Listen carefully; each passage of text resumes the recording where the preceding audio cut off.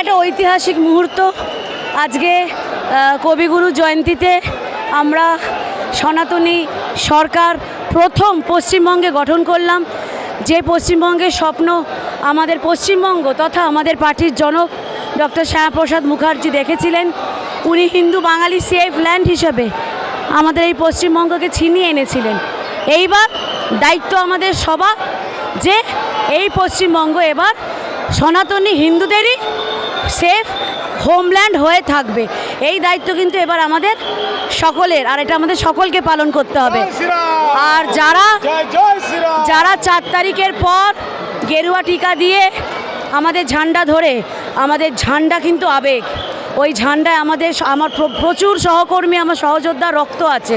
অতএব কেউ যেন এটা ভেবে না নেয় সুবিধার্থে রাতারাতি নিজের পিঠ বাঁচানোর জন্য যে জয় শ্রীরাম বললেই আমি বিজেপি হয়ে গেলাম। সবার ওপর, প্রত্যেকটা পাড়ার ওপর, সবার নজর আছে। আমাদের সাময়িক আমাদের নেতৃত্ব বলেছে সৌজন্যতা দেখাতে, সেটা বেশি দিনের না। সেটা মাথায় রেখে ভালোয় ভালোয় কেটে পড়ো, নয়তো পিঠে আমরাও কুলো বাঁধাবো। এবার আমাদেরকে শুনতে হয়েছিল না, আমাদেরকে বলেছিল তো মুচলেখা দিতে হবে, বাড়ির বাইরে দেওয়ালে নাকি লিখতে হবে।